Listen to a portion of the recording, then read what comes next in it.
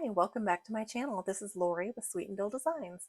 Today we are going to create a design and we're going to take it from the starting the design all the way through to printing the design. So if you like this kind of content, stick around.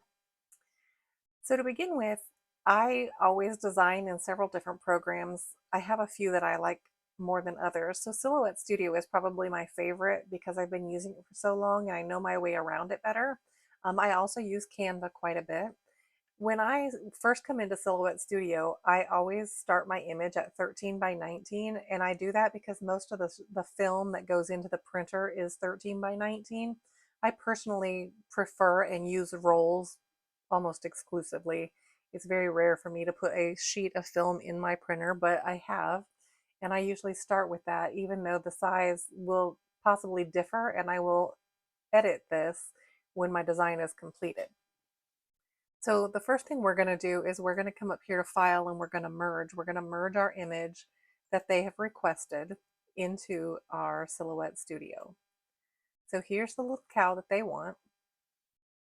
And you can see that it has a red outline because everything in Silhouette automatically assumes it's going to be a cut file. So where you see these red lines, that is where it would cut on a vinyl cutter, but that's not what we are intending our purpose to be today. So I'm going to change that by clicking on the image. I'm going to come up here, and this is the border right here. I'm going to click on this and I'm going to make it black. So now you see that the red border is gone. So the next thing, I don't usually size my image until I'm finished. So we're going to put the words on it and get it exactly how we want it, and then we will size it into exactly what we want it to be. So the first thing we're going to do is we're going to come over here and we are going to pick a font. And we know that the top word that they want is Sunbelt. So we're going to make that say Sunbelt. We're going to drag it over here, make it a little bit bigger. And then we want the writing to be black. So we're going to come up here and we're going to click on this arrow. We're going to make it black and we're going to make the outline black. So now you see that it is all black right here. And then I know that they want their font to be a little sunshine. We're going to make that a little bit bigger. But we're going to go one step further and make it a little bit bigger by putting an offset around it. So now you see that it has a red offset. We're going to apply that and we're going to come over here and change the color. So now it's a little thicker. And then I want to group that together. Okay, for their next words, they want it to say Moony Gals. And then we're going to make that a little bit bigger. And we're going to do the same thing. We're going to make it black. We're going to make the outline black. We're going to come over here and we're going to put an offset around it. Make the offset black.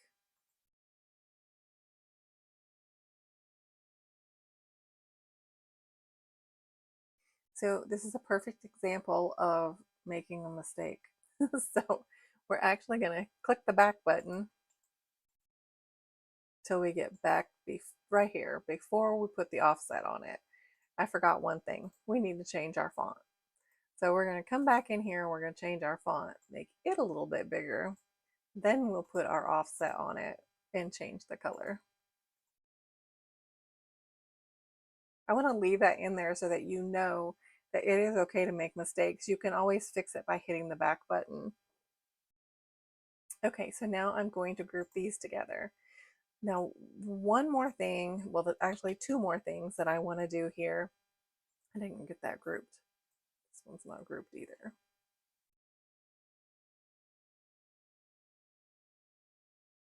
Okay, so the one other thing that I want to do with this is I want to warp it. I want it to kind of wrap around the image. So I'm going to come over here and I'm going to click on this warp and I'm going to click on the conical right here. And then you see it went the wrong direction. I don't want it to go that direction. So I'm going to come up here and I'm going to adjust it until it goes the other direction. Okay, and then we're going to kind of make it a little bit bigger. We're going to do the same thing to the top one.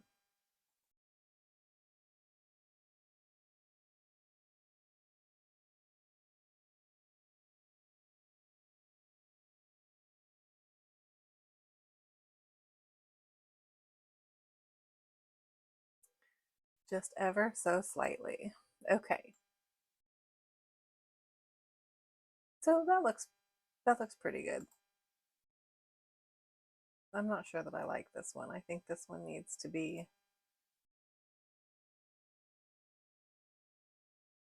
okay.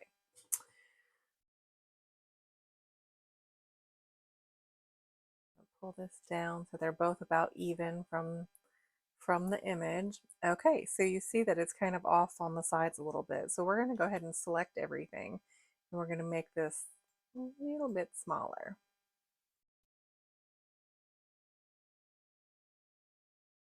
Okay, but now I feel like the cow is a little too small. So we're going to start by making our cow a little bit bigger. Okay, that looks good. Now, one of the other things that these ladies suggested, and we're going to try it out a little bit, we are going to erase our S.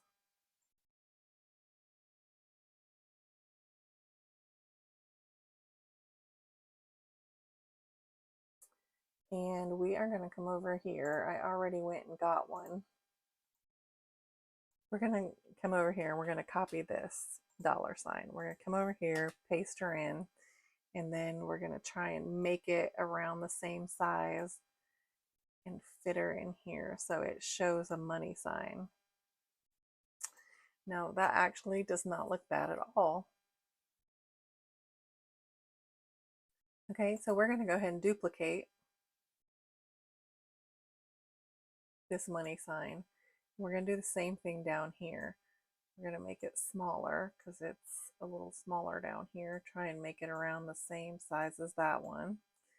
Okay, we're going to go ahead and we're going to erase this one.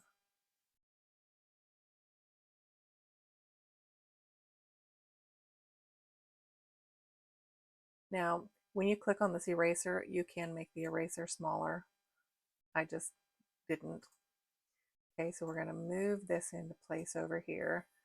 We're going to make it just a little bit smaller and have it rotate just a little bit more.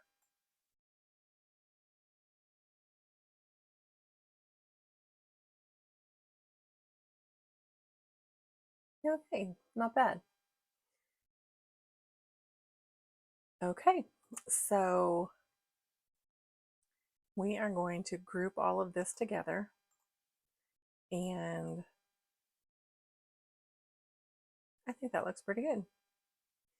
So in order to figure out what size you need for your image, I have this handy tool that I use all the time that tells me what size I need my shirts to be, or what size I need my images to be as opposed to my shirt sizes. So I know that I have several different shirts to do in this one, in this order. So I am going to just make it, right now it is 11. So I'll probably make it 12.5 by, yeah, I'll just let it size itself.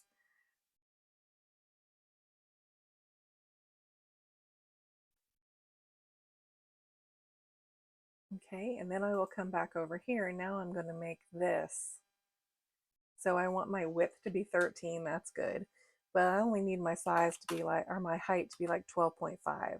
And then I can center my image on it, and you can see everything fits inside of that mold right there. And then I'm going to go over here and I'm going to save to my hard drive, and I want it to be saved as a PNG. And this is going to say Sunbelt.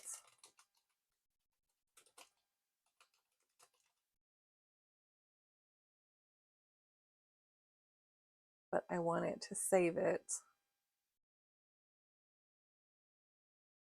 my downloads. I want this to be the highest pixel dots per inch that I can get it, and I want it to have a transparent background. The transparent background is really important because if you don't have it transparent, then you're going to have like a white box around the background, and we don't want that. We just want the image. So we're going to save this here. Okay, and then we're going to go into our RIP software, And this is a design I was working on yesterday, so we can get rid of that. I'm done with that one. And we have a blank canvas right here. So right now we're going to go in here and we're going to add the picture.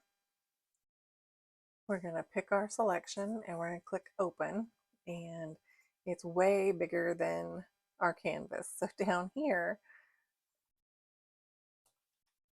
we're going to click 12.5. Okay, so going back to the sizing sheet, I know that I need 3 mediums, so I'm going to make this design 10.5. So down here, I can make it 10.5 is my width. I am happy with that, so I'm going to go ahead and I'm going to rip it. You see it automatically mirrors it in the software. I don't need to change anything because I have this all set up the way I want it. And I'm going to click on print. And now the image is printing on my printer. But I'm happy with this design and I hope this was helpful. If you have any questions, just comment below. I'd be happy to answer any.